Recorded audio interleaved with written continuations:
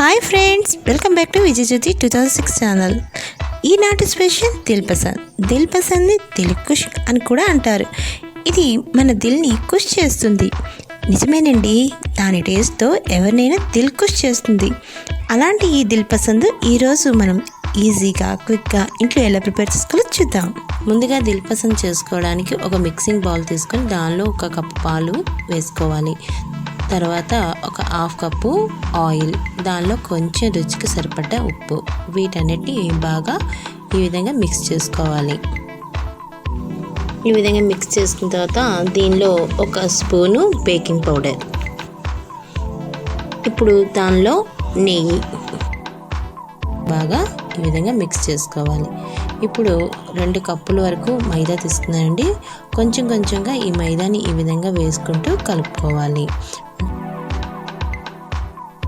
ఇది ఒక చపాతీ ముద్దలాగా కలుపుకోవాలి.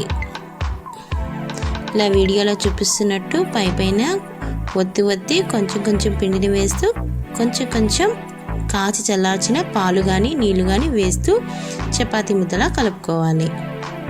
ఈ విధంగా ఒత్తుకున్న ఈ చపాతీ ముద్ద మీద 1 స్పూన్ వరకు ఆయిల్ వేసుకొని దాని మీద ఒక మూతను అడ్జస్ట్ చేసుకొని 1 గంట వరకు నాననిద్దాం.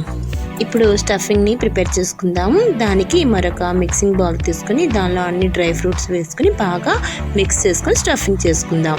ముందుగా 1/2 కప్పు ఎండు కొబ్బరి తురుము తీసుకున్నానండి. దానిలోని 1/2 కప్పు ఆల్రెడీ ప్రిపేర్ చేసుకున్న షుగర్ పౌడర్ని యాడ్ చేసుకున్నాను.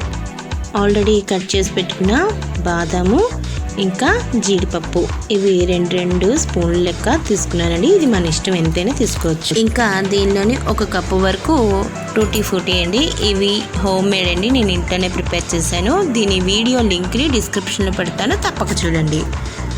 ఇంకా మంచి వాసనకి ఇలైచీ పౌడర్, ఇది ఒక 1/2 టీ స్పూన్ వరకు వేసానండి. ఇవన్నీ బాగా ఇప్పుడు మిక్స్ చేసుకోవాలి. ఇప్పుడు 2 స్పూన్ల వరకు కిస్మిస్ని కూడా యాడ్ చేసుకున్నానండి. దీనిలోని ఇంకా చివరిగా కొంచెం నెయ్యి యాడ్ చేసుకొని బాగా మిక్స్ చేసుకొని పక్కన తీసి పెట్టుకోవాలి. 1 అవర్ నాన్న చపాతీ ముద్దను మళ్ళీ తీసుకొని ఈ విధంగా ఒత్తుకోవాలి. ఈ విధంగా ఒత్తుకొని దాన్ని 2 పార్ట్లుగా చేసుకొని చపాతీలాగా ఒత్తుకోవాలి.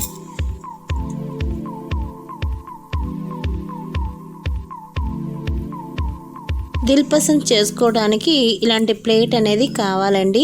ఈ స్టీల్ ప్లేటు చిన్నదైనా పెద్దదైనా ఇలాంటి ప్లేట్ ఒకటి తీసుకోవాలి. దాని సైజులోనే ఇప్పుడు చపాతీ అనేది ఒత్తుకోవాలి. ఇప్పుడు దీని మీద గోధుమ రవ్వ ఆ విధంగా చల్లుకుంటే మనకు అది తీసేటప్పుడు ఈజీగా వస్తుంది. లేదంటే కిందన బేస్ అంటుకుపోతుంది, మాడిపోతుంది కూడా. ఇప్పుడు దాని మీద కొంచెం నెయ్యిని అప్లై చేసుకుంటే ఇంకా మంచిది. ఈ విధంగా ఒత్తుకున్న ఈ చపాతీని ఆల్రెడీ మనం అరేంజ్ చేసుకున్న ఆ ప్లేట్లోని పెట్టుకోవాలి. ఈ విధంగా చిన్నగా అయిపోతే దాన్ని ఆ విధంగా అంచులు సాగదీస్తూ మొత్తం ప్లేట్ అంతా అడ్జస్ట్ చేసుకుని దాని మీద మంచి వాసన కోసం కొంచెం గీని అప్లై చేసుకోవాలి. మిగిలిన చపాతీ ముద్దతోటి మరొక చపాతీని ఒత్తుకోవాలి. ఇది పైన కవర్ చేయడానికి యూజ్ అవుతుందండి, అందుకని 2 చపాతీలు చేసుకుంటాం. కింద బేస్గా ఒకటి, పైన ఒకటి. మనం అవెన్ లేకుండా తవా మీద చేసుకుంటున్నాం కాబట్టి స్టవ్ వెలిగించి ఒక తవాని అరేంజ్ చేసుకొని దాని మీద ఒక ప్లేట్ని అడ్జస్ట్ చేసుకుని ఒక 5 మినిట్స్ ప్రీ హీట్ చేసుకుందాం.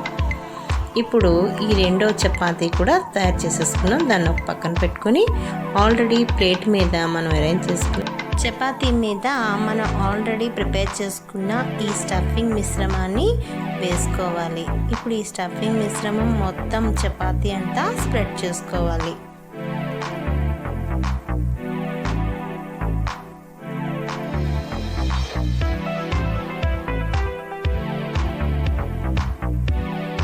మనం ప్రిపేర్ చేసుకున్న ఈ స్టఫింగ్ మిశ్రమం చూడడానికి చాలా కలర్ఫుల్గా ఉంది కదా. ఇవి మనం ఎంతైనా వేసుకోవచ్చు అండి, మన ఇష్టం. ఎక్కువ కావాలంటే ఎక్కువ కూడా వేసుకోవచ్చు. ఈ విధంగా స్టఫింగ్ అంతా స్ప్రెడ్ చేసుకున్న తర్వాత ఆల్రెడీ మనం ప్రిపేర్ చేసుకున్న మరొక చపాతీని దాని మీద ఈ విధంగా వేసుకోవాలి. వేసుకొని దాన్ని మొత్తం కవర్ చేసుకునేటట్టుగా స్ప్రెడ్ చేసుకోవాలి. చూడండి, ఈ అంచుల వెంబడి ఈ విధంగా మనం అంటించుకోవాలి. అది మామూలు చేత్తో అవ్వదండి, కొంచెం పాలుని అప్లై చేస్తూ ఈ విధంగా ఆ చివర్ల వెంబడి అంటించుకోవాలి, లేకపోతే అది ఓపెన్ అయిపోతుంది. కాబట్టి మొత్తం స్టఫింగ్ అంతా బయటికి రాకుండా ఉండడం కోసం ఈ విధంగా అంచుల వెంబడి పాలను రాస్తూ దాన్ని అంటించుకోవాలి. ఈ విధంగా మొత్తం 2 చపాతీలతో కవర్ చేసేసుకున్న తర్వాత కొంచెం పాలని అప్లై చేసుకొని మనం ఆల్రెడీ ప్రీహీట్ చేసుకుంటున్న ఈ తవా మీద పెట్టుకోవాలి. ఈ విధంగా పాలను అప్లై చేసుకోవడం వలన మంచి కలర్ వస్తుంది, అందుకని ఆ విధంగా అప్లై చేసుకోవాలి. ఈ విధంగా ఒక మూతని అరేంజ్ చేసుకోవాలండి. ఇప్పుడు స్టవ్ని లో ఫ్లేమ్లో అడ్జస్ట్ చేసుకొని 30 మినిట్స్ వరకు బేక్ అవనివ్వాలి.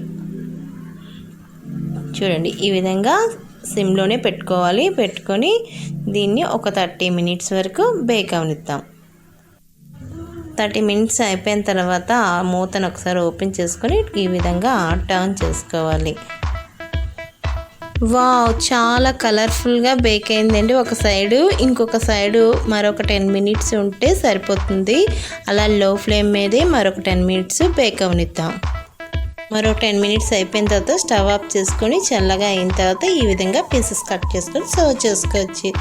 సరే ఫ్రెండ్స్, మన దిల్పసంద్ రెడీ అయిపోయింది. అదేనండి మన దిల్కుష్ని చేయడానికి రెడీ అయిపోయింది. ఇప్పుడు సర్వ్ చేసుకొని తినడమే ఉంది.